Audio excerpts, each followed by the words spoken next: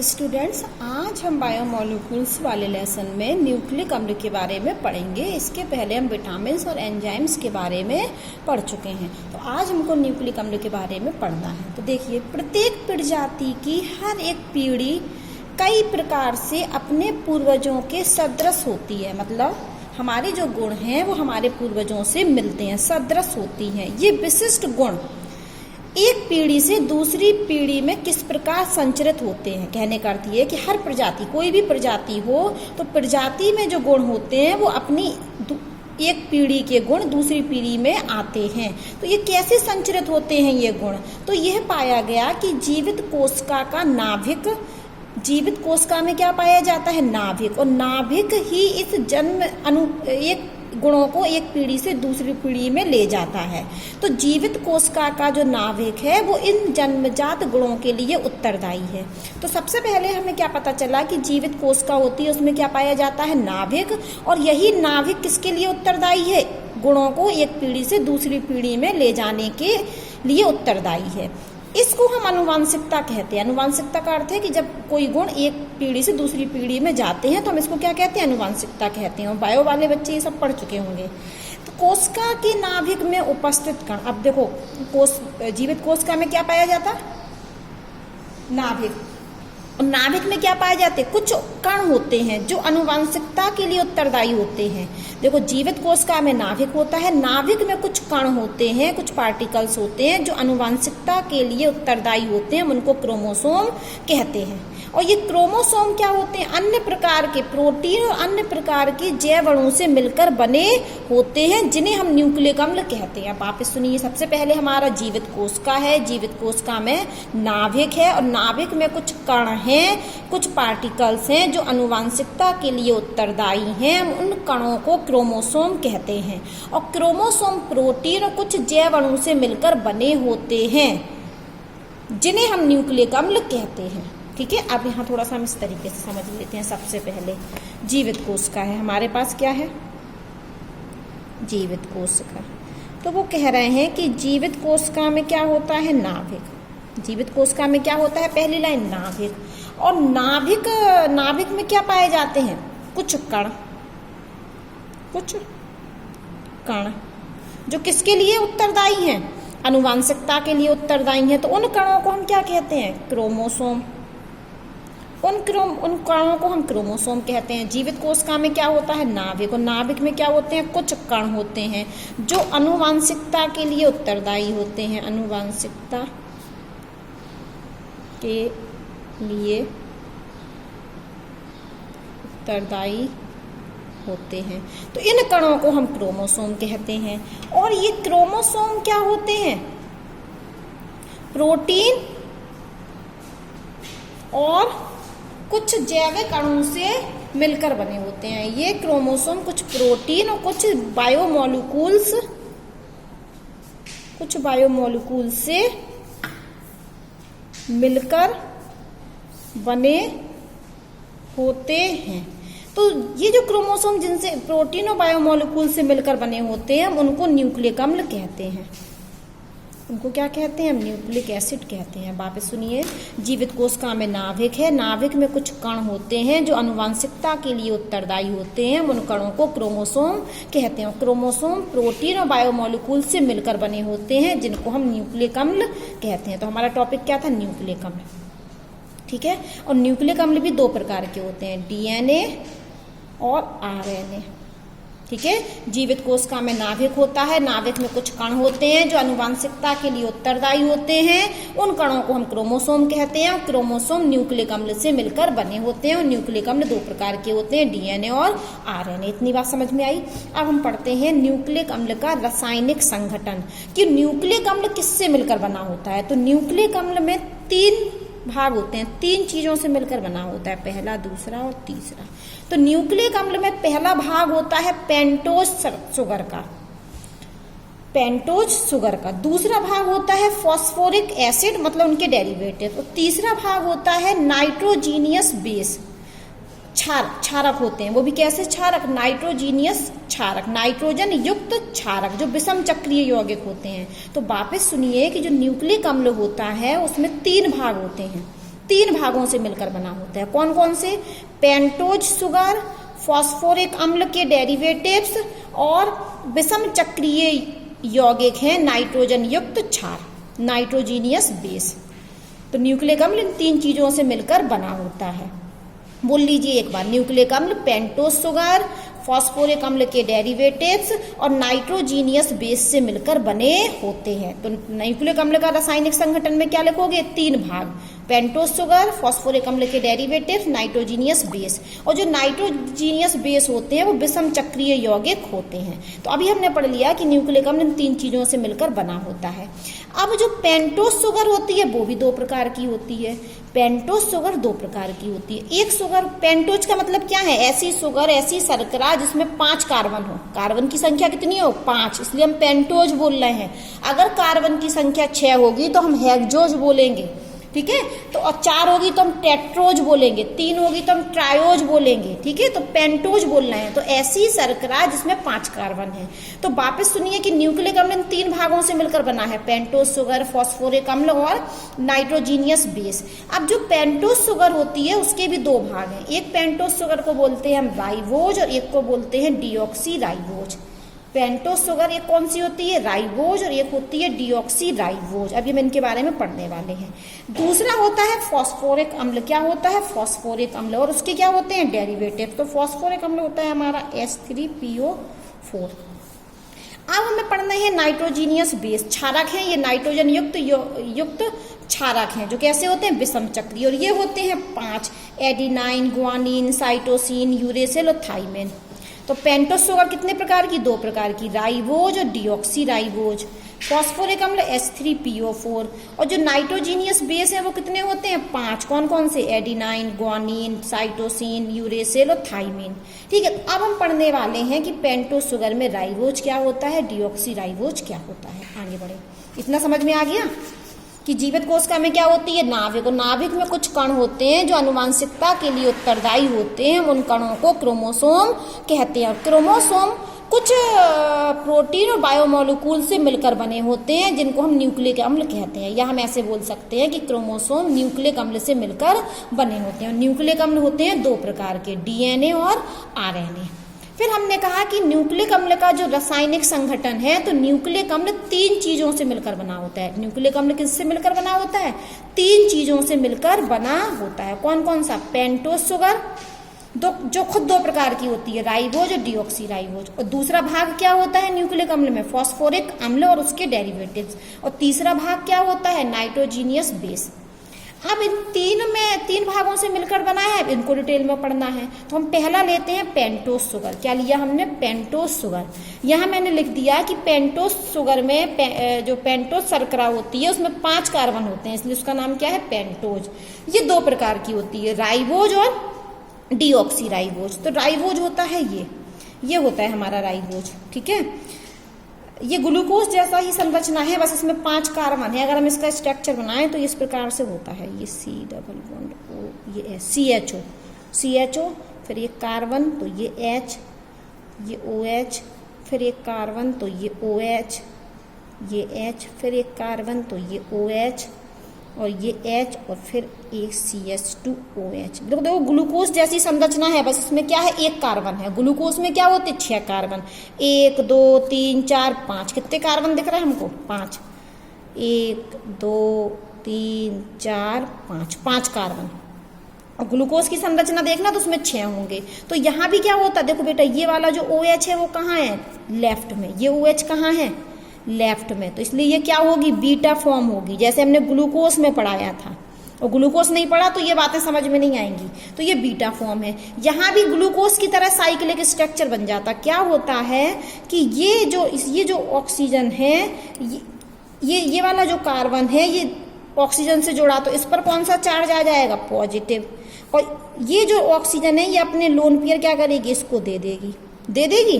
तो ये जो हाइड्रोजन है ये ऑक्सीजन पर जैसे ये अपने लोन पेयर इस कार्बन को देगी, वापस सुनिए, ये ऑक्सीजन ने अपने लोन पेयर इस कार्बन को दे दिए।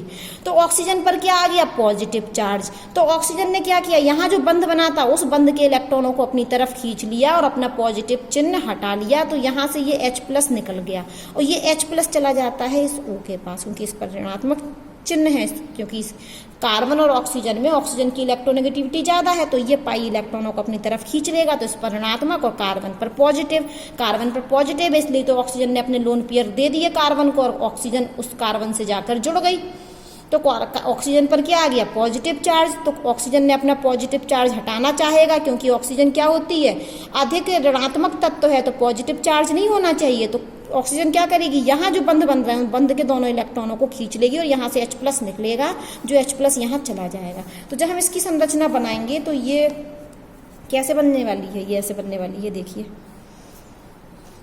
यहाँ से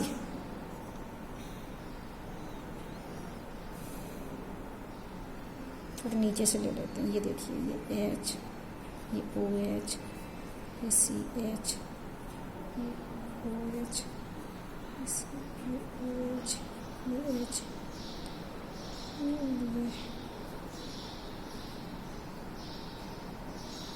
OH और ये H, और यहाँ पर ये जो CH2OH, तो ये यहाँ पर क्या होगा, इस तरीके से ये ऑक्सीजन आके जुड़ जाएगी, जैसे ग्लूकोज में हुआ था, ठीक है, ग्लूकोज में हुआ था। देखिए ये था हमारा, इस तरीके से बनी थी ये, तो उसी तरीके से ये बन जाएगी। तो यदि OH इस तरफ आ गया ये, तो ये अल्फा फॉर्म हो जाएगी। अगर OH बाहर चला जाता रिंग के तो क्या बनती है हमारी बीटा फॉर्म। तो हम इसको यहीं बना देते हैं, इसको H लिख देते हैं और इसको OH कर देते हैं। क्यों? क्योंकि हमारी ये क्या है, बीटा फॉर्म। ठीक है, तो ये साइक्लिक स्ट्रक्चर है, बिल्कुल ग्लूकोज की तरह ही, जैसे ग्लूकोज में है बिल्कुल ऐसे ही इसमें है, बस इसमें क्या है, इसमें 6 कार्बन है, इसमें 5 कार्बन है। तो हमको ये ज़्यादा संरचना आ जाए समझ में तो ठीक है, नहीं भी आए तो कोई दिक्कत नहीं, हमको सिर्फ ये जानना है कि न्यूक्लिक अम्ल 3 चीज़ों से मिलकर बना होता है, पेंटोस शुगर, फॉस्फोरिक अम्ल और नाइट्रोजीनियस बेस। जो पेंटोस शुगर होती है वो 2 प्रकार की होती है, राइबोज और डीऑक्सी राइबोज। तो ये है हमारा राइबोज का चित्र। जब हम इस साइक्लिक स्ट्रक्चर की संरचना बनाएंगे इस तरीके से पायरेनोज जैसी, तो इस तरीके से बन जाएगी हमारी।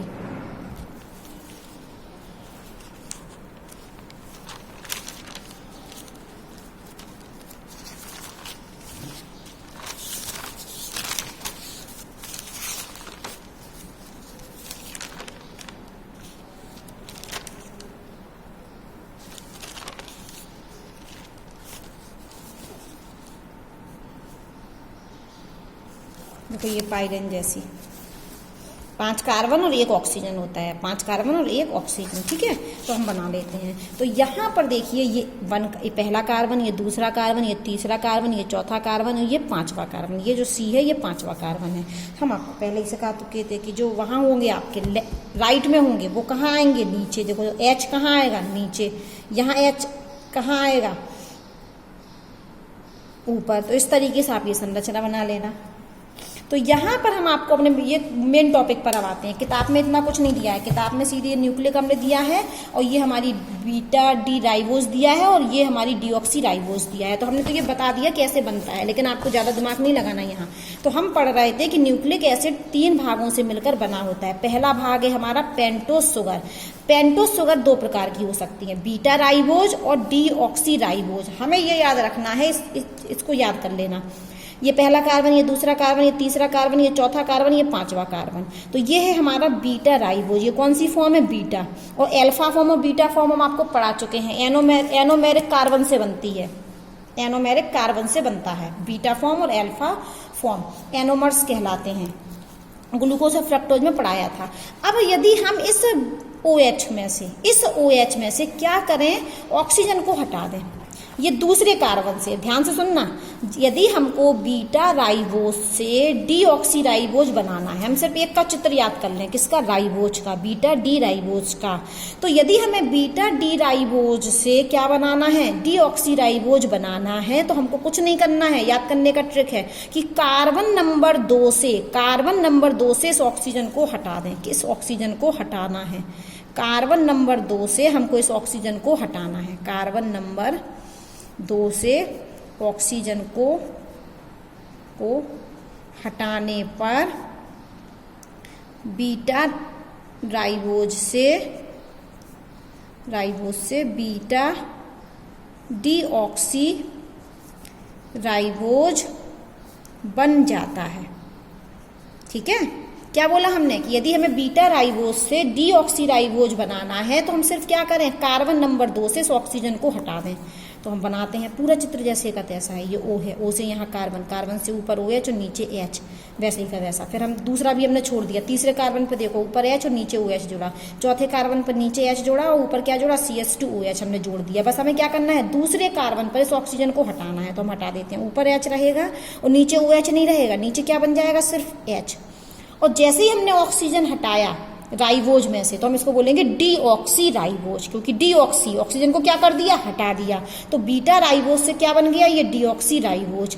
और कहाँ से हटाया, दूसरे कार्बन से, तो हम यहाँ लगा सकते हैं 2। क्या लगा सकते हैं, 2। तो ये बीटा डी 2 डीऑक्सी राइबोज है। 2 का मतलब है कि ऑक्सीजन कहाँ से हटी, दूसरे कार्बन पर। वापस सुनिए कि न्यूक्लिक अम्ल पेंटोज शुगर से मिलकर बना होता है और पेंटोज शुगर 2 प्रकार की होती है, बीटा राइबोज और डीऑक्सी राइबोज। जो बीटा राइबोज की संरचना है वो ग्लूकोज की तरह ही बनती है, साइक्लिक संरचना। तो यदि हमें बीटा राइबोज से डीऑक्सी राइबोज बनाना है तो हम कार्बन नंबर 2 से इस ऑक्सीजन को हटा दें, तो बीटा राइबोज से बीटा डीऑक्सी राइबोज बनता है। और हम यदि चाहें तो 2 भी लगा सकते हैं, क्योंकि दूसरे कार्बन से ऑक्सीजन को हमने हटाया। ठीक है, अब हम आते हैं फॉस्फोरिक अम्ल पर। किस पर आते हैं, फॉस्फोरिक अम्ल पर। तो फॉस्फोरिक अम्ल आप देख रहे होंगे होता है H3PO4। तो संरचना होती है इस प्रकार की। संरचना किस प्रकार की, इस प्रकार की। यदि यहाँ से हमारे एस्टर बन जाते हैं, कैसे बनते हैं एस्टर, यदि हमने ये लिया P, ये डबल बॉन्ड O और ये देखिए OH था, ये देख रहे हैं आप, ये तीनों जगह क्या जोड़ा था, OH OH। तो हमने इसको एक H को प्रतिस्थापित कर दिया R से, तो ये हमारा क्या बन गया, एस्टर बन गया। कौन सा एस्टर बन गया, ये हमारा मोनो, क्योंकि हमने एक H को प्रतिस्थापित किया तो मोनो एस्टर बन गया ये हमारा। अगर हम क्या करें, इसी को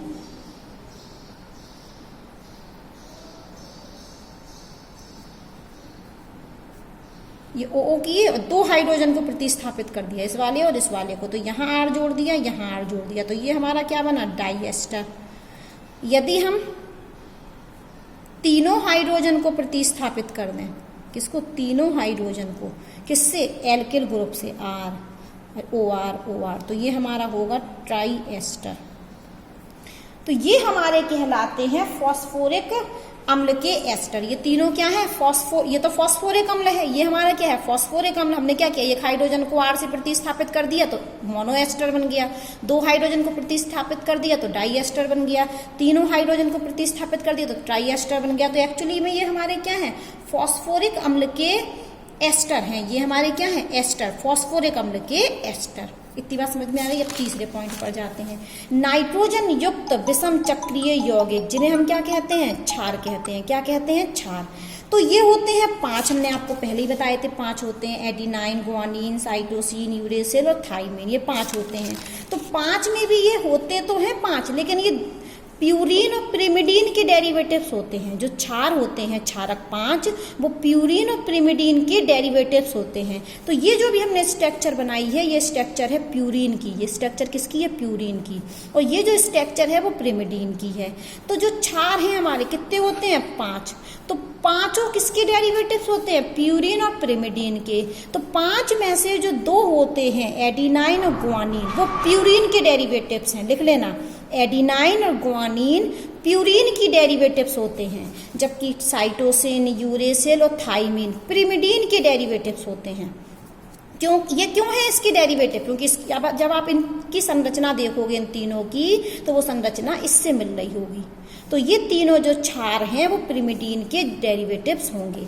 जब आप इन दोनों की संरचना देखोगे तो इससे मिल रही होगी, इसलिए ये दोनों क्षारक प्यूरिन के डेरिवेटिव्स हैं। तो वापस सुनिए, हमारे क्षारक कितने होते हैं, 5, और 5 क्षारक किसके डेरिवेटिव्स होते हैं, प्यूरिन और पिरिमिडीन के।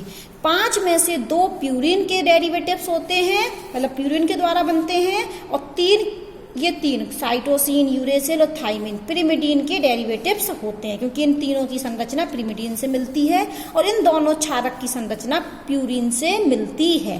तो अब हमने ये तो प्यूरिन और पिरिमिडीन की संरचना तो बना दी है, यहाँ पर याद करनी पड़ेगी। तो इनकी संरचना हम बुक से ही बता रहे हैं। तो ये देखिए हमारा,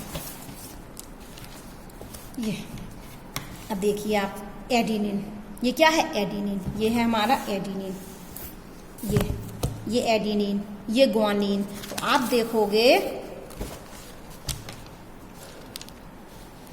ये एडिनिन, इसकी संरचना आप देखिए, 2 मिनट में लगा देंगे। ये एडिनिन है, एडिनिन की संरचना देखो इससे मिल रही है, ये देखिए। ग्वानिन की भी इससे मिल रही है। अब साइटोसिन की देखिए, ये है संरचना, क्या इससे मिल रही है? नहीं। किससे मिल रही है? इससे। देखिए ये 6 रिंग वाला 6 मेंबर्ड का रिंग है, उसमें 2 नाइट्रोजन है। देखिए 6 मेंबर्ड रिंग और 2 नाइट्रोजन। तो साइटोसिन कहाँ है? पिरिमिडीन का डेरिवेटिव है। और ये देखिए ये भी 6 मेंबर्ड रिंग है जिसमें 2 नाइट्रोजन है, 4 कार्बन, ये थाइमीन। और ये देखिए यूरेसिल। तो 1 2 3 साइटोसिन, थाइमीन और यूरेसिल को देखिए, 6 मेंबर्ड रिंग है जिनमें से क्या है? 4 कार्बन है और ये क्या 2 क्या है उसमें? नाइट्रोजन। तो ये क्या है? ये तीनों क्या है? पिरिमिडीन की डेरिवेटिव्स हैं। इन दोनों को देखो, ये दोनों क्या है? हमारे प्यूरिन के डेरिवेटिव्स हैं। ये दोनों क्या है? हमारे प्यूरिन के डेरिवेटिव्स हैं। तो आज हमने पढ़ लिया कि न्यूक्लिक जीवित कोशिका में नाभिक होता है और नाभिक में कुछ कण होते हैं जो आनुवांशिकता के लिए उत्तरदायी होते हैं, उनको हम क्रोमोसोम कहते हैं। क्रोमोसोम न्यूक्लिक अम्ल से मिलकर बने होते हैं। न्यूक्लिक अम्ल 2 प्रकार के होते हैं, डीएनए और आरएनए। न्यूक्लिक अम्ल जो होता है वो 3 भागों से मिलकर बना होता है। पहला है पेंटोस शुगर, दूसरा है फॉस्फोरिक अम्ल और तीसरा है नाइट्रोजीनियस क्षारक।